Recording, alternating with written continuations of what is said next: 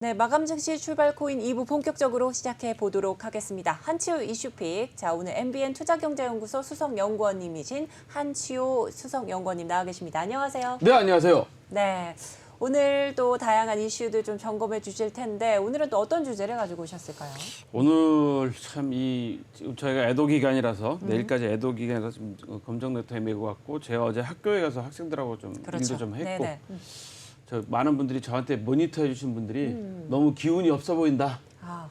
이런 말씀들을 많이 해주셨고 네. 오늘은 애도 기간이지만 좀 힘 좀 내서 좀 해보겠습니다. 네. 힘을 내기 위해서 우리 지난번에 한번 모셨었잖아요. 네. 이 IP샵 그러니까 이 뭐죠?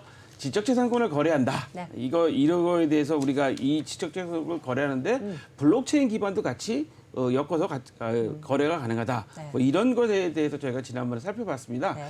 그래서 제가 그 당시에 한 달에 한 번만 좀 출연해서 좀 그 시장이 좀 어떻게 돌아가는지 시청자 여러분께 좀 정보를 좀 달라고 말씀드렸잖아요. 네. 그래서 오늘 모셨습니다. 네, 그래서- IP샵에 네.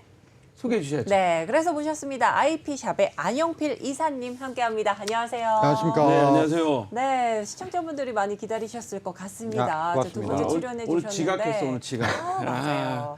좀 이렇게 카메라 보고 시청자분들께 인사 한 말씀 네, 부탁드립니다. 안녕하십니까. 지식재산 투자 플랫폼 운영하고 있는 IP샵의 안영필 이사라고 합니다. 네, 반갑습니다. 자, 이 오늘 회사에서 저한테 연락이 오셨는데 이사님이 전화하신 게 아니라 다른 분이 전화하셨는데 네. 안 이사님 너무 바쁜데 뭐 쉽게 말해서 뭐 가릴 시간도 없을 정도로 바쁘신 분인데 네네. 저보고 출연을 섭외했다고 한마디 혼났어요, 제가 사실은. 아이고. 그래서 제가 오늘 그 죄송한 마음도 있고 한데 그렇다고 하더라도 저는 바쁘신 분한테 지식을 쏙쏙 뽑아서 시청자 여러분한테 알려드려야죠. 그렇죠. 정보도 알려드려야 합니다. 그렇습니다. 자, 그래서 제가 보다 보니까 네. 한 달 만에 지금 한 달여 만에 나오셨는데 제가 그 IP샵에 보니까 이번에 뉴스가 하나 있더라고요. 무슨 일본 무슨 회사하고 제휴를 했다고요? 예. 판넬이라는 회사랑 제휴를 했습니다. 네네. 그 판넬? 예. 그 판넬이라고 하면 펀넬? 우리 그 조금 이 예술적으로 얘기하면 미술 할 때 그 판넬도 있고 네. 그 건설 현장에서요 이 붙이는 거 있잖아요. 그 콘크리트 양생하기 위해서 붙이는 것도 예. 판넬이라고 그러잖아요. 이게 왜 판넬이에요? 이 회사는 이제 FUN, 펀과 채널 합성어입니다. 네. 그래서 재밌는 채널, 재밌는 재밌는 콘텐츠를 채널. 유통하는 회사, 이런 회사의 이름을 갖고 있는 회사고요. 아, 그러구나. 펀, 근데 이 회사에서 투자 유치를 했다고. 네, 투자 그렇죠. 유치 겸 이제 저희가 현재 운영하고 있는 그 NFT 플랫폼을 이제 일본어 버전으로, 그러니까 IP샵 재팬이 되겠죠. 아, 그러니까 IP샵 재팬을 그러니까 IP샵 한국어를 일본어 버전으로 이제 운영하는 사업 파트너. 리뉴얼을 일본에서 하고 예, 예. 그다음에 이제 우리 IP샵도 투자를 받으시고 예. 얼마 투자 받았는지 여쭤보면 안 되죠? 노코멘트입니다. 네, 이거 참 이런 중요한 거를 드려야 되는데 그렇습니다. 그러면 자 보세요. 그럼 이 회사 지금 말씀 들어보면 그 즐거움을 해주는 채널이라고 했는데 이 회사 그 회사 소개도 좀 한번 해봐 주시죠. 예. 네. 이제 이 회사는 현재 그 인터넷상으로 이제 컨텐츠 유통하고 이제 인터넷에 관련된 모든 비즈니스를 하는 회사인데 이제 대표적인 모델이 네. 그러니까 일본과 대만의 이제 그 인터넷 쇼핑몰을 운영하는 하고자 하는 네네. 분들에게 이제 솔루션을 제공하는 업무가 하나가 있고요. 네. 그다음에 이제 모바일과 인터넷의 광고를 하는 이제 광고 뭐 일본에서 이제 광고 대리점이라고 하는데 네. 이제 광고 회사의 역할과 그다음에 이제 게임 어플을 개발하는 일, 그다음에 이제 컨텐츠 일본과 대만의 이제 그 자사 IP들을 유통하는 업무. 요 네 개가 이제 중추적으로 하고 있는 회사입니다.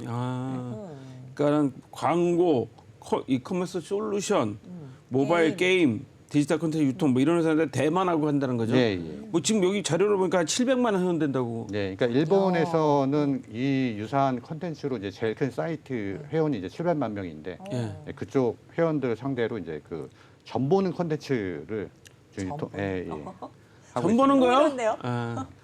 이거 애도 기간에 우리가 웃으면 안 되겠지만 이 전 보는 이야기를 하다 보니까 갑자기 그 여러 가지 뭐 생각이 돌아갑니다. 사실 솔직히 저도 아침마다 오늘의 운세를 봐요. 근데 모든 분들이 다 보시거든요. 맞아요. 솔직한 얘기로 오늘의 운세도 보시고 네. 뭐 건물을 신축한다든가 뭐 이사를 한다든가 특히 묘지를 쓸 때 모든 분들이 직관이 와서 그걸 보잖아요.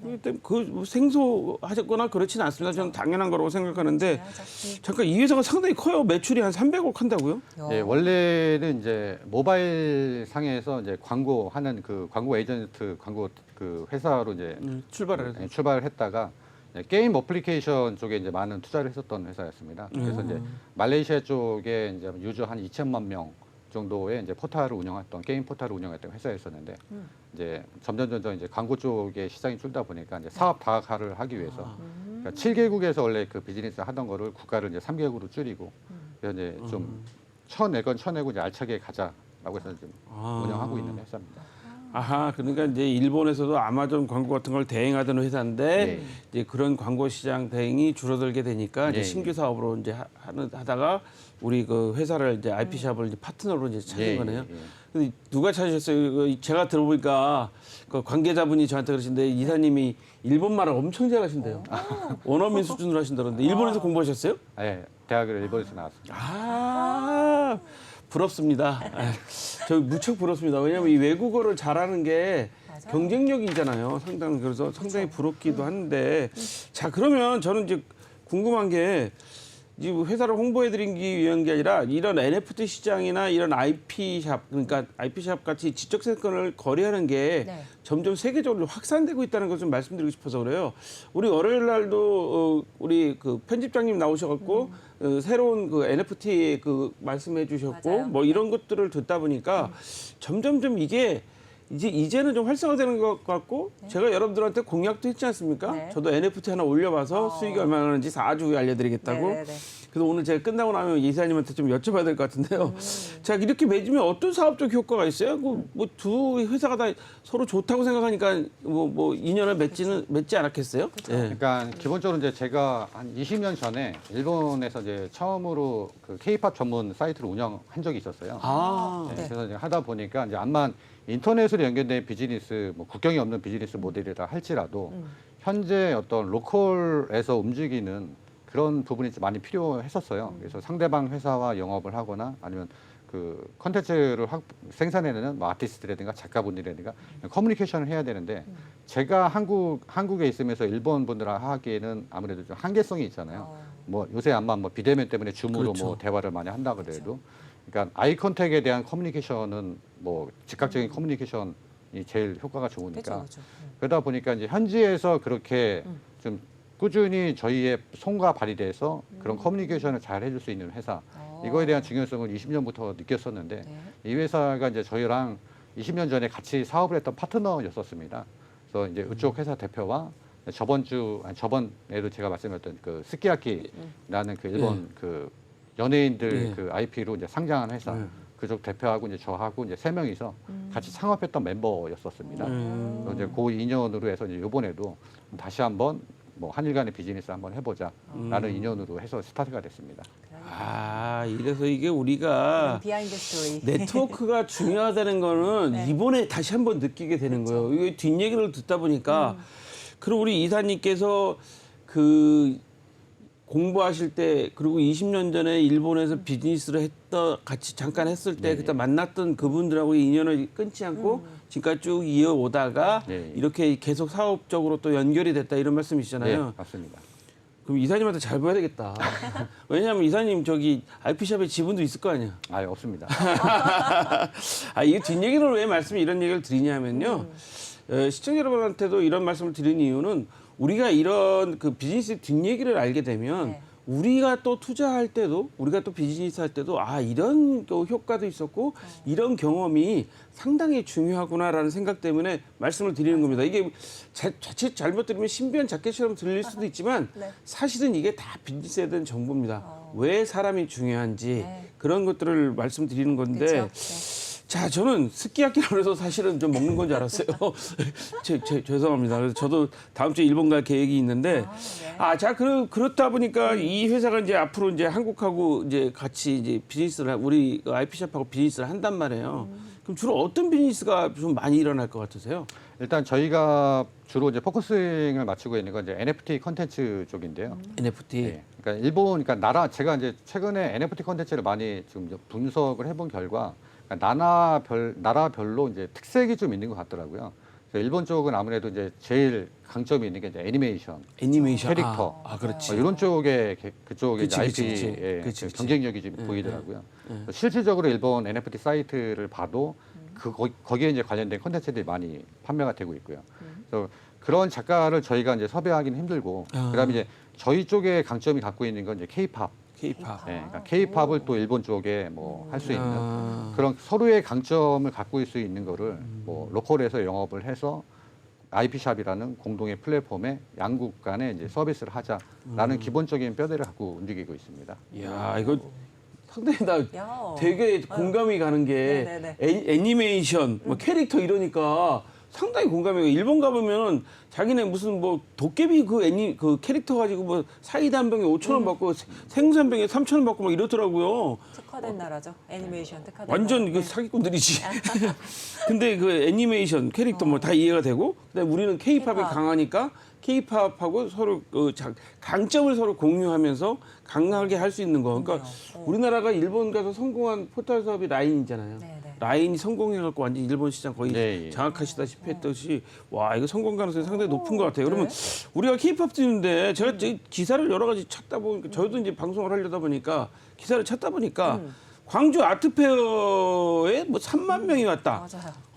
저 아트페어를 저희도 사실 미술 전문가님도 모시고 뭐 이야기도 듣고 막 해봤는데 네. 3만 명이 왔다 그러는데요. 3만 명. 광주 아트페어 이렇게 사람 많이 오는 행사입니까 원래? 그러니까 우리들이 이제 흔히 알고 있는 게 이제 뭐 국제 아트페어는 뭐 영국의 프리즈, 그다음에 스위스의 아트바제, 미국의 이제 아모리쇼. 네. 그러니까 뭐 사람마다 틀린데 이제 대부분 이제 뭐 3대 세계 아트쇼라면 요 정도 생각을 하고 있고요. 그다음에 이제 국내 아트페어의 3대장이라고 하면 이제 키아프라고 이제 한국 국제 아트페어, 그다음에 부산에서 하고 있는 이제 부산 국제 아트페어, 그다음에 이제 대구 아트페어. 이렇게 이제 크게 시장이 형성이 돼 있는데 네, 광주 같은 경우는 뭐 저희들이 제일 잘 알고 있는 거는 이제 광주 비엔날레, 비엔날레. 뭐 2년에 한 번씩 열리는 네. 미술 행사. 네, 그게 이제 어떻게 보면 뭐 우리나라의 이제 미술계 이제 첫 어떤 그 행사, 큰 규모의 행사를 했었잖아요. 광주 자체가 뭐 문화예술의 도시라는 그 광주 도시만의 슬로건이 있다 보니까 뭐 지역에 있는 그 미술 작가분들의 그러니까 뭐 활발한 등용문을 뭐 계속 만들자라고 해서 이제 광주 아트페어라고 해서 이제 올해가 이제 13년째입니다. 오 오래됐네. 꽤 역사를 갖고 있는 행사고 그러다 보니까 그러니까 3대 장에는 못 들어가지만 그러니까 타 지자체 여기저기에서 하는 아트페어보다는 그래도 규모가. 좀 규모도 있고 인지도도 있다 보니까 뭐 3만 명이 뭐 방문해 주신 것 같습니다.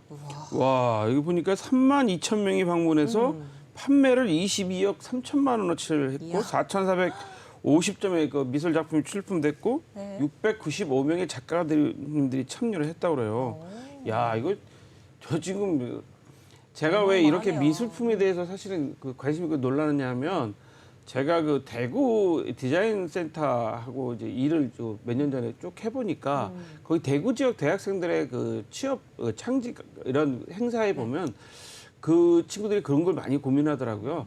미대를 졸업한 친구들이 졸업하면서 나갈 진로에 대해서 그렇죠. 잘해봤자 미술 선생님 아니면 뭐 미술학원 차리고 뭐 작가로서의 전업 작가로서 할 수 있는 게 없어서 이 친구들을 어떻게 하면 잘 그 도와줄 수 있을 건가 이런 아이디어를 좀 많이 내고 있는데 야 그러면 뭐 지금 올해만 이 정도라고 생각하면 2021년 뭐 그 전에는 얼마나 그 큰 행사로 했어요? 이제 원래 그 매년 하던 행사였었는데, 그러니까 올해는 이제 그 작년에 했던 게 이제 28,530명이 방문했었고요. 네. 19년도에는 뭐 2만 명, 2만 6천 명 정도가 네. 방문했었습니다. 코로나 그러니까 2020년에 이제 코로나 때문에 행사가 이제 개최를 중단이 안 됐었고요. 했고요. 네. 판매액을 보면 그러니까 2021년에는 25억 7천 정도 됐고 2019년에는 이제 18억 5천 정도. 코로나 때문에 올해는 약간 좀 2021년보다는 좀 19년보다는 좀 떨어졌습니다. 매출이. 판매액은 좀 떨어졌지만 사람은 계속 예, 많이 늘어나고 있습니다. 오고 있고 그다음에 그 판매액도 잠깐 떨어진 거지 계속 신장하고 있는 거잖아요. 네. 와, 그럼 여기는 부스가 몇 개나 됐어요? 요번에 2020년에 한 거는 이제 총 부스가 이제 86개와 이제 그 특별 86개였었는데 그 네. 갤러리 부스 11개, 특별 부스 17개, 뭐 기획전 부스 해가지고 총 86개 부스로 운영을 했습니다. 와, 자 근데 여기서도 참가하셨죠? 네. 자 미술 얘기를 좀 하면서 참가하셨는데 그 그림 좀 한번 좀 구경 좀 그러니까요. 시청자 여러분께 아 이런 그림들이 나왔습니다. 이거 나와도 뭐 저작권에 문제 없는 거죠? 예, 저희가 왜냐하면 다 다 출품하셨던 너무 거니까 궁금해요. 네. 한번 이렇게 그림을 좀 보면서 예. 네. 그 이사님이 좀 설명을 좀 해주시면 시청자분들이 좀 쉽게 좀 이해하실 것 같아요. 네. 네.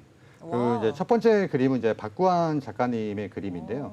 여기서 이제 판매된 금액은 저희가 1,250만 원에 판매가 됐습니다. 네. 요거 같은 경우 이제 선명하고 뭐 흐릿하고 선명한 그러니까 유소년 시절의 이제 추억을 담은 이제 고향을 이제 컨셉으로 해서 이제 그린 작품이고요. 네. 예, 두 번째 작품은 유봉순님의 작품이고요. 판매 가격은 50만 원에 판매가 됐고, 네, 현대인들의 그 스트레스, 일상적인 상가 뭐 그런 것들을 이제 치유하는 사색의 공간을 표현하는 이제 작품으로 이제 바다를 이제 표현했던 것 작품이고요. 세 번째 작품은 김수현 작가님의 작품이고요. 판매 가격은 250만 원에 판매가 됐습니다.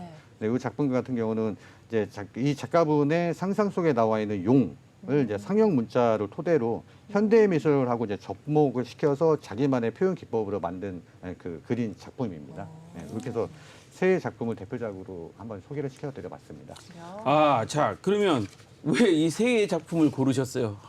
갑자기 급질문이야 우리. 네, 첫 번째 이제 박구한님 작품 같은 많이 경우는 들어봤어요 박관 작가님. 제가. 나름 뭐 이쪽 업계에서는 나름 그래도 좀 인지도가 갖고 계신 분이고요. 저희가 이번에 판매된 금액 중에서는 좀 가장 비싸게 팔린 작품 중에 하나에서 이제 선정을 했었고요. 그러니까 저희가 이번에 이제 강주 아트에서 좀 나름 많은 그 심혈을 기울이는 게 신진 작가분들한테 기회를 많이 좀 주고자 하는 행사의 취지가 좀 있었습니다. 그래서 저희도 이제 작가분들을 그렇죠. 이제 초이스를 할 때 기성 작가보다는 이제 아무래도 이제 신인 데뷔나 작가. 뭐 신인 작가 위주 분들로 이제 캐스팅을 해서 이제 작품을 내다 보니까 이제 막 시작 단계니까 이제 가격대에서는 좀 적을지는 모르겠지만 근데 이분들한테 이런 어떤 창출 돌파구를 계속 만들어 드리고자 해서 이제 선정한 작품이 이제 실질적으로 판매까지 이루어져가지고 새 작품을 선정해봤습니다.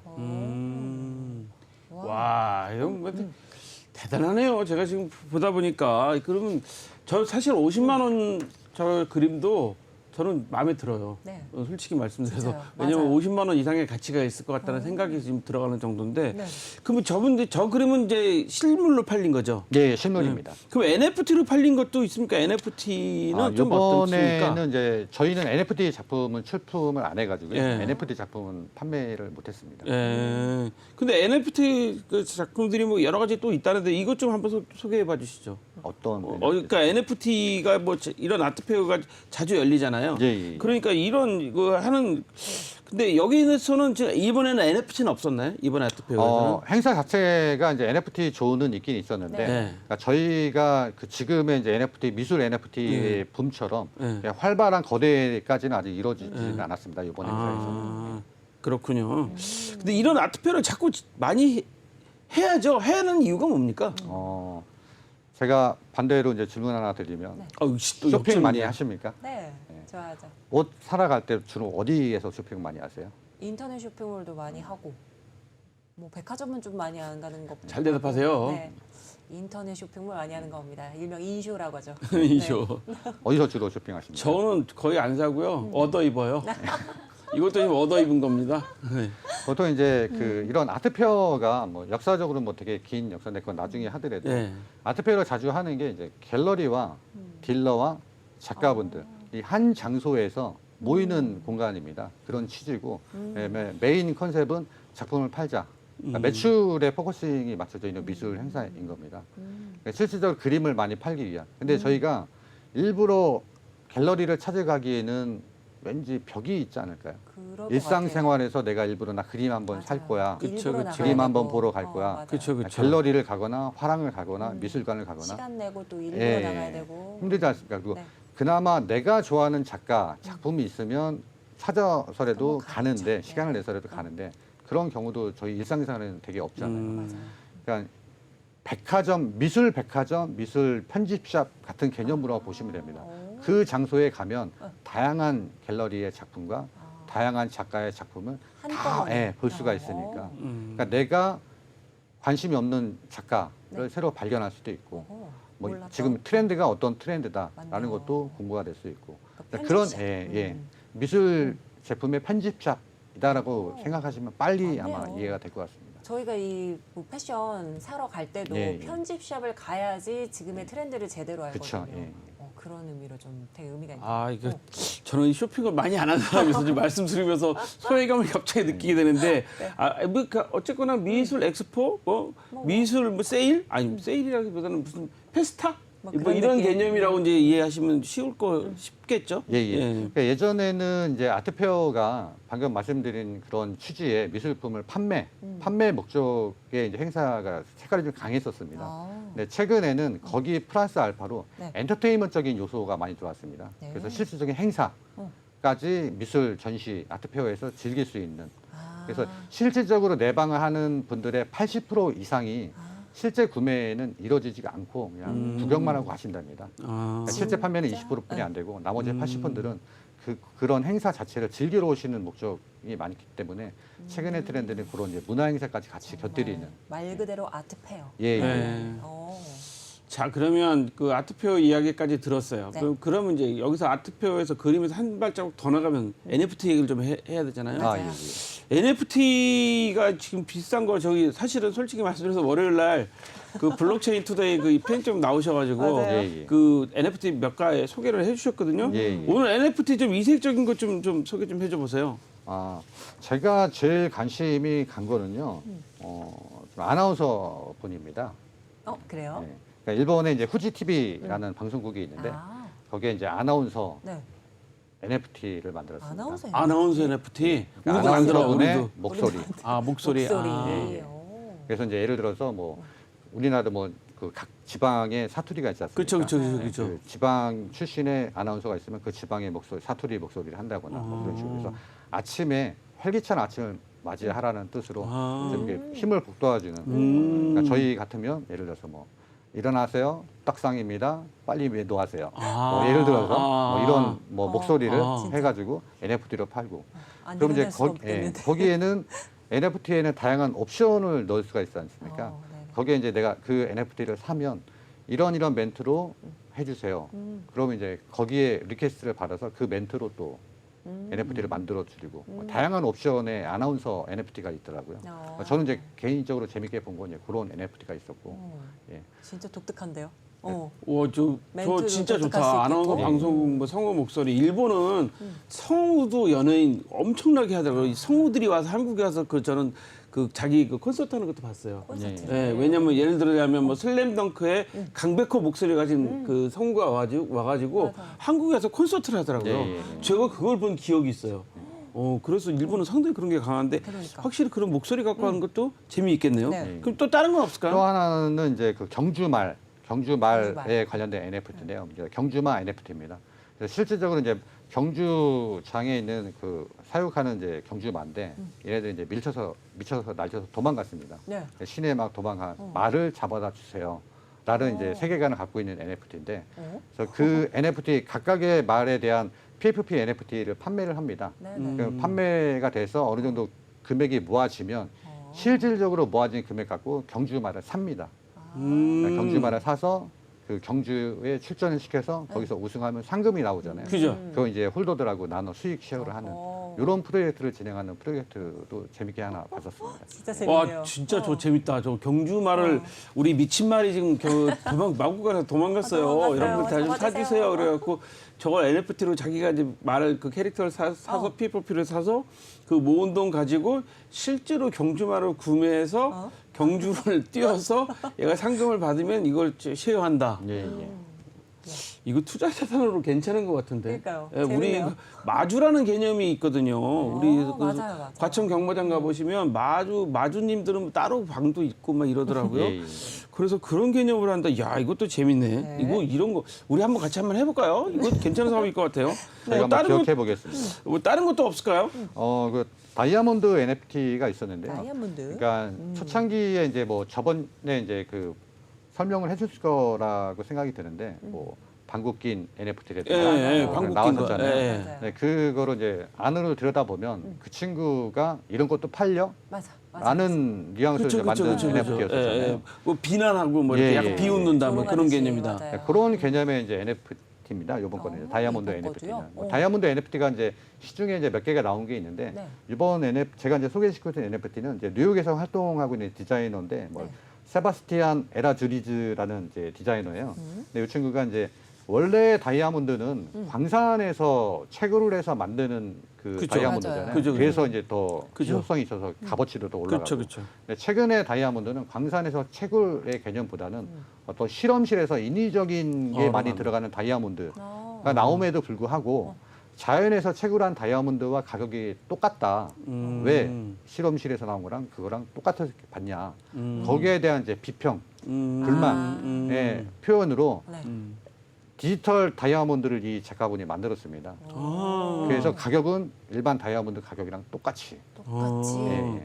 예. 그거에 대한 뭐 다이아몬드 현재 산업에 대한 불평 뭐 불만의 그거죠, 비판. NFT 프로젝트로 나의 다이아몬드도 어차피 니네도 실험실에서 만든 다이아몬드 아니냐. 나의 디지털 다이아몬드도 가격은 니네랑 똑같이 받을 않냐? 거다. 어. 그런 프로젝트가 하나 있었습니다. 야, 이거 재밌네. 그러니까 자연산이냐 양식이냐 뭐 이런 네, 이런 그렇죠. 개념이네요. 예, 예. 그러니까 자연산이 더 비싸야 되는 거 아니냐? 그렇죠. 응? 그죠. 양식으로 더 비싸게 저기 하냐? 뭐 이런 개념. 야, 이게 사회적인 목소리도 이런 것들로 낼 수 있다는 게 참 저는 신기한 것 같아요. 자, 그러면 우리가 지금 다이아몬드, 네. 뭐 지금 말씀하신 경주마. 목소리, 아나운서 경주마, 목소리. 뭐 아나운서 목소리 참 좋을 것 같아. 아리따운 아나운서가 아침에 한상 빨리 일어났어요. 그러면 빨리 일어날 것 같아요. 아무래도 알람처럼. 네, 알람처럼. 그거 아주 좋은 것 같아요. 그 저녁에 잘 때는 또 따뜻한 뭐 예를 들어서 그 잠 잘 오는 뭐 이야기, 뭐 소설을 읽어준다든가 시를 읽어준다든가 그러면 정말 그 기분 좋게 잠이 올 것 같아요. 되게 좋아하시는 지금 말씀 듣다 보니까 여기 보니까 뭐 술도 있다고요? 예, 예. 우리 같은 주당들이 좋아하는 술. 예. 와인 NFT는 몇 번 들어보신 경험이 아마 와인은 있을 좀 겁니다. 들어봤어요. 예. 예. 그러니까 와인 NFT 말고 이제 우리나라의 정통주를 가지고 만든 그 전통주. NFT도 나왔습니다. 네네. 그리고 이제 기존의 뭐 정통주뿐만 아니라 이제 위스키를 위스키, 활용한 와인. NFT도 많이 나왔었고요. 근데 이제 정통주 같은 경우는 이제 국내 주류법상 뭐 판매는 안 되고요. 그러니까 예를 들어서 이제 뭐 희귀한 술을 구하기 힘든데 이제 그 NFT를 갖고 있으면 우선순위를 그 술을 살 수가 있다든가 뭐 새로운 술이 나오면 그거를 우선순위로 뭐 시음을 할 수 있는 기회를 제공을 해준다든가 그러니까 이런 거에 관련된 그 정통 술 NFT가 나와서 좀 재밌게 한번 봐가지고 소개시켜드렸습니다. 아, 그러니까 저 NFT를 내가 사서 갖고 있다. 그러면 저한테 먼저 살 수 있는 권한을 준다는 예, 거죠. 예. 아까 세법상 안 된다는 거는 어떤 말씀인 거예요? 그러니까 인터넷상에서 술을 판매를 못합니다 일반적으로는. 아, 근데 이제 국내 정통주는 판매가 가능합니다. 인터넷 상으로는. 정통주 외에는 판매가 불가능하고 그러니까 소주, 뭐 맥주, 예, 예. 뭐 양주 이런 건 안 이건 안 되고, 되고, 뭐 정통주만. 예를 들어 지평 막걸리 이런 건 예, 된다 이런 예, 말씀인 거잖아요. 오, 어쩐지 제가 요즘에 제가 요즘에 보면 죄송합니다. 이 페북에 이렇게 보면 저한테 많이 와요. 뭐 혼술닷컴 뭐 이런 거 뭐 예. 그다음에 술을 그 구독 경제하는 것도 있더라고. 예, 예. 구독 경제에서 술을 매달 다른 술을 저한테 보내줘요. 우와. 뭐 이런 것도 있더라고. 그래서 한번 해볼까? 근데 이 술값도 나 저 술 좋아한다고 완전 저 알코올 중독자라고 너무 그럴까봐 매일 드실 것 같은데, 그래서 안 했는데 네. 와 이게. 지금 말씀하시는 거 보니까 이게 가능하네요. 그러면 우리나라 전통주를 알리기도 하고 또 좋은 술이 나오면 또 하기도 하고. 제가 아는 선배님이 이런 전통주 하시는 분이 계시는데 그분이 만든 술이 60도짜리 술을 만드셨어요. 근데 60도인가 61도짜리 만드셨는데 그게 뭐냐면 환갑 선물술이야. 환갑. 환갑에 60도에서 그 술을 만드셨더라고요. 그래서 야, 그 대단한 아이디어다. 이분도 금융 출신이신데 그렇게 하시는 게 있거든요. 네. 야, 그 재밌네요. 이거 멍 때리는 것도 있다면서요? 멍 때리는 거. 이거는 또 때리는? 뭐야? 멍 때리 너무 좋아하는데. 요거는 이제 그 시몬스 침대에서 네. 그 NFT를 만든 프로젝트인데요. 그 이제 유명한 이제 세 명의 크리에이터랑 이제 부원, 메이킴, 차인철이라는 분하고 이제 손잡아서 이제 그 멍때리기를 한 거예요. 뭐 한강 그- 멍때리기 대회랑 예, 콜라보한 예, 것 예, 같은데요. 네. 그러니까 한강 멍때리기 대회도 어. 이제 뭐 예전에 이제 뭐 한 꽤 됐는데 2016년? 예, 2016년. 2016년. 거기서 이제 뭐 그 연예 제1회 가수 크러쉬가 예, 크러쉬가 이제 나와서 이제 뉴스에도 1등도 하고 보도됐었어요. 뉴스에도 맞아요. 나고 그랬었잖아요. 네. 그거의 연장선이라고 보시면 되고요. 그러니까 연장선. 침대 그러면 그러니까 편안함에 그렇죠. 휴식. 대한 휴식 뭐 이런 게 있잖아요. 네. 근데 이제 현대 사회인들이 멍 때리는 것 자체가 왠지 사치같이 느낀 그 정도로 시간 많이 자체가, 맞아요. 불멍, 예, 뭐 물멍, 쫓기고 뭐 있잖아요. 멍때리기 뭐 이런 거. 왜냐면 그 시간 지체되는 예. 느낌 나오고 좀 조바심 나오고. 예. 그래서 이제 스몬스 침대는 어찌됐든 이제 네. 인간의 이제 그 잠자리의 편안함, 어떤 편안함을 추구하는 거다 보니까 이제 그런 멍 때리기라는 이제 재미난 유니크함을 네. 이런 크리에이터랑 해가지고 뭐 그 NFT를 발행을 했습니다. NFT. 와. 이게 지금 세 번째 3차 진행하고 있는데 네. 1차, 2차 전부 다 완판이 됐고요. 이야. 이번 3차도 아마 반응이 좋아서 완판이 될 것 같습니다. 와, 대단하다. 여기 이- 또 연예인들이나 유명인들이 많이 참여를 하잖아요. 예, 예. 일반 시민들도 참여를 예, 예, 하시고. 근데 침대는 과학 아닙니까?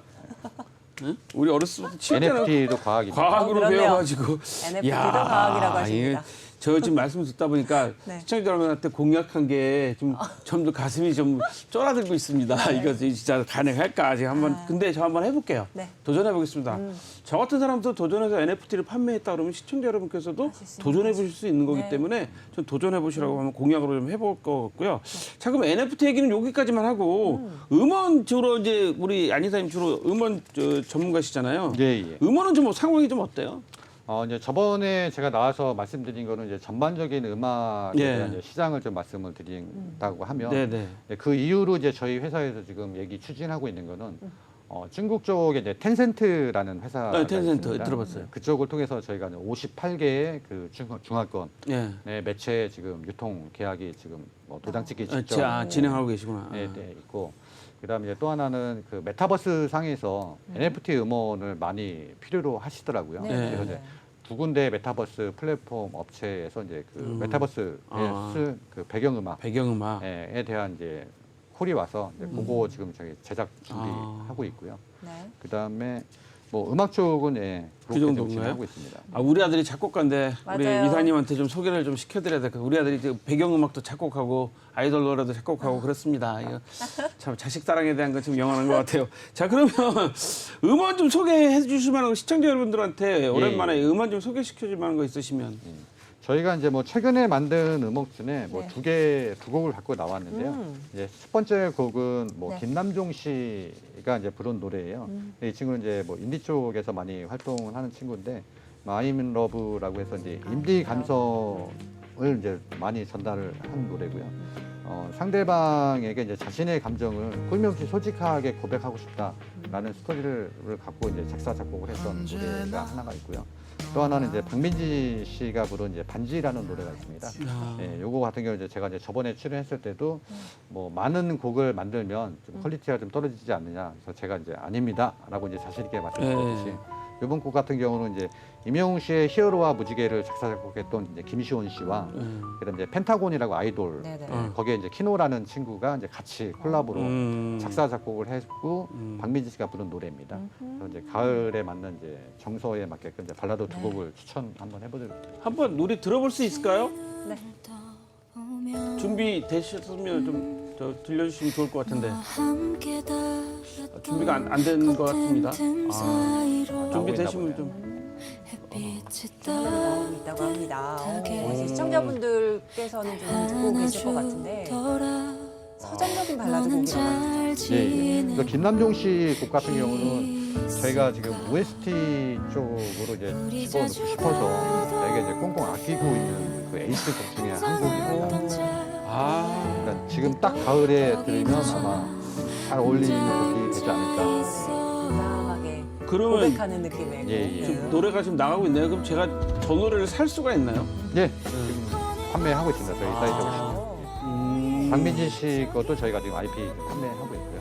그럼 저런 거는 가격을 어떻게 결정해요? 지금 저희가 이제 판매할 때는 이제 총체적인 그 제작비가 얼마 들었냐를 일단 산출을 한 다음에 그 산출된 제작비에서 IP를 몇 개를 발행할 거냐, 100개를 발행할 거냐, 1000개를 발행할 거냐. 그럼 이제 n분의 1로 나눠서 한 IP당 얼마씩 이제 측정해서 판매를 하고 있습니다. 그러면 그 지분만큼 제 곡이 되는 거죠.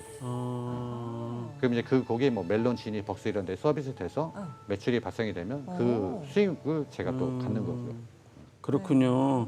야 노래 참 좋네요. 지금 잠깐 제가 잘 안 들린다고 들려주시려고 하셨는데 노래는 좋은 것 같고 그 멜론 이런데 그 멜론에 가서 700원 내고 사줘야 되겠네. 그죠?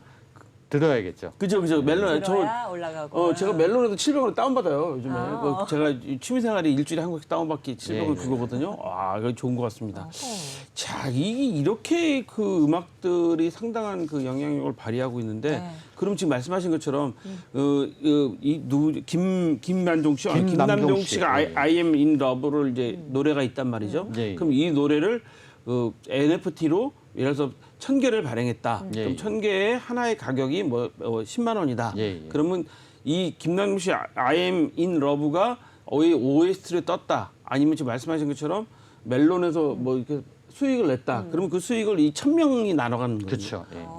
그 누가 책임지고 나눠줘요? 궁금한 게 그거예요, 사실. 저희 회사가 이제 1차적인 저작, 그러니까 저번에도 말씀드렸던 이제 1차적인 저작 인저권은 저희가 갖고 있고요. 네. 그 저작 인저권은 이제 소비자한테 판매를 하는 거고. 예. 그러면 이 1000명한테 하나씩 다 나눠줄 수가 없잖아요. 예. 그걸 이제 IP 크리에이션이라는 회사가 저희 계열사 중에 예. 있습니다.